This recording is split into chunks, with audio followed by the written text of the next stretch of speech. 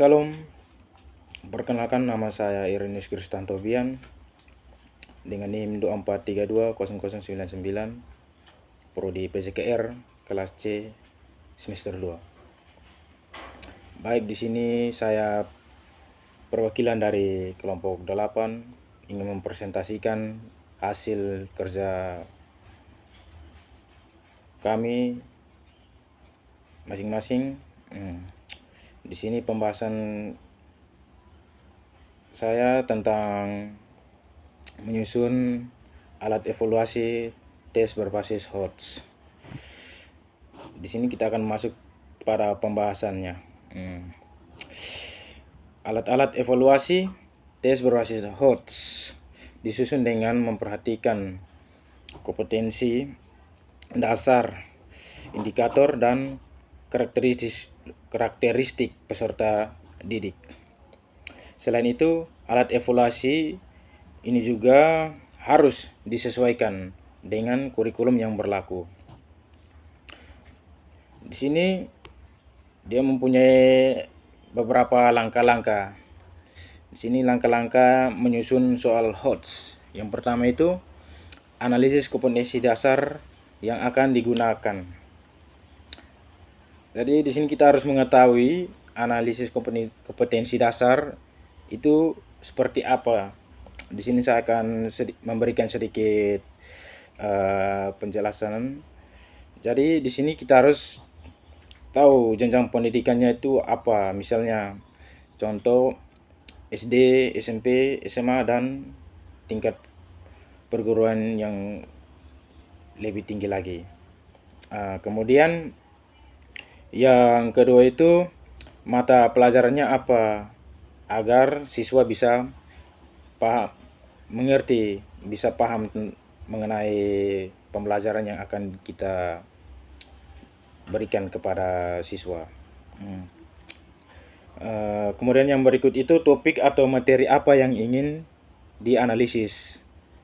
Jadi kita harus bisa mengerti topik apa dulu untuk kita bisa memberikan kepada siswa agar siswa bisa menganalisis dan bisa memahami topik tersebut.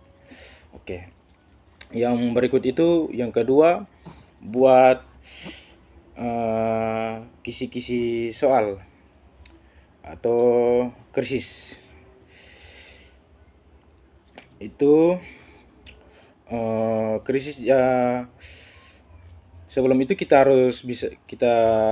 harus tahu dulu krisis itu seperti apa. Krisis itu menganalisis atau mengevaluasi dan menilai sesuatu secara mendalam dan objektif. Ya, kurang lebih seperti itu. Contohnya, mengambil sesuatu keputusan dalam keadaan kritis. Baik. Yang ketiga itu tentukan rangsangan berdasarkan masalah kontekstual. Baik. Yang pertama itu kita harus memahami masalah mengenai kontekstual tersebut. Contohnya, seorang siswa merasa kesulitan berkonsentrasi dalam kegiatan pembelajaran dikarenakan terganggu dengan aktivitas di luar yang sangatlah berisik, yang mengakibatkan siswa tersebut tidak konsentrasi dalam kegiatan belajar mengajar tersebut. Oke. Yang keempat itu buat pertanyaan soal. Pertanyaan soal tersebut itu kita harus susun atau bisa memahami soal apa yang harus kita berikan kepada siswa agar pertanyaan atau soal tersebut bisa dipahami oleh siswa dan bisa dikerjakannya dengan baik dan benar. Kurang lebih seperti itu. Kemudian yang kelima, susunan kunci jawaban dan pedoman penilaian. Di sini ada susunan kunci jawaban itu ada dibagi dalam beberapa, yaitu jenis penelitian, topik penelitian, kunci jawaban, dan pedoman penelitian. Ya, kurang lebih seperti itu. Kemudian kita masuk kepada aspek-aspek dalam penulisan instrumen HOTS. Yaitu ada aspek materi. Di sini saya akan menjelaskan aspek materi itu merujuk pada isi atau konten pembelajaran yang harus dipahami oleh siswa. Jadi apa yang kita berikan atau aspek materi itu yang kita berikan itu harus bisa dipahami oleh siswa. Nah, kemudian yang berikut itu aspek kontekstual.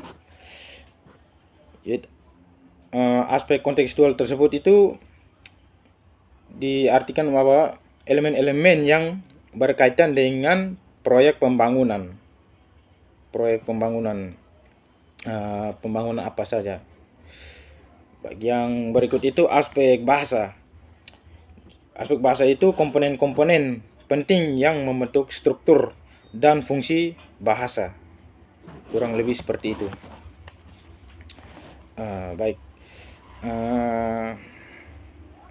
Ada berapa aspek, dari ketiga aspek tersebut kurang lebih penjelasannya seperti itu.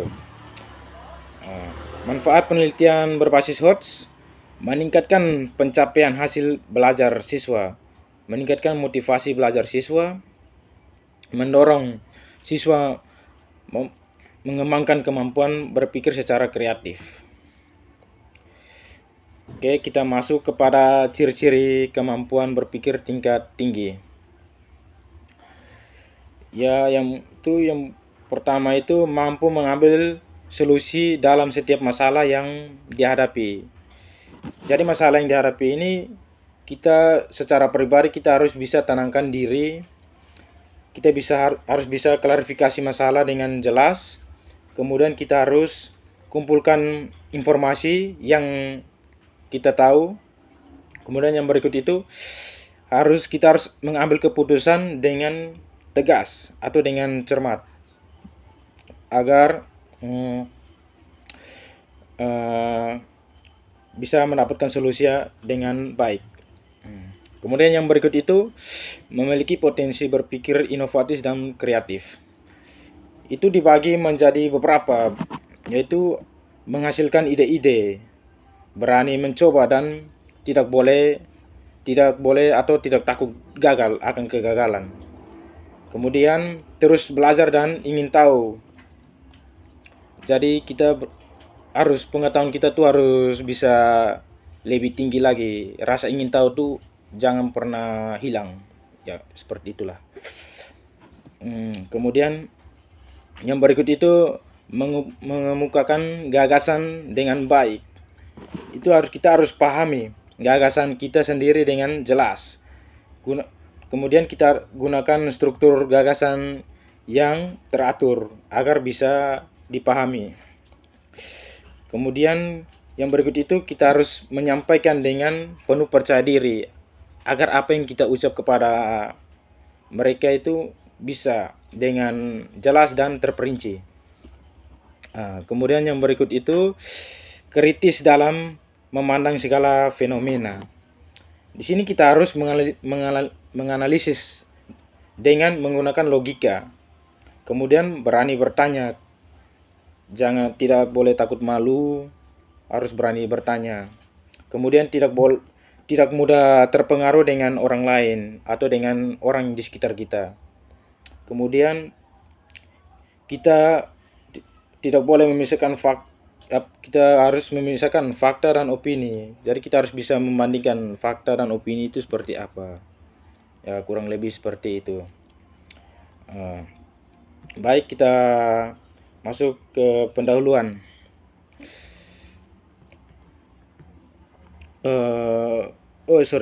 Kita masuk kepada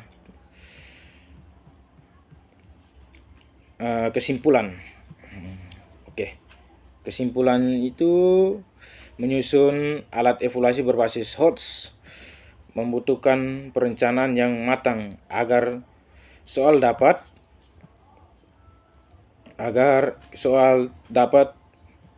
mengukur keterampilan berpikir tingkat tinggi dengan soal HOTS. Peserta didik tidak hanya menghafal, namun bisa untuk memahami materi tersebut, tetapi perlu juga untuk belajar menerapkan pengetahuan dalam situasi yang lebih kompleks. Oke, baik, sekian mungkin hanya itu saja hasil presentasi dari saya. Mungkin hanya itu saja. Salam, selamat. Salam.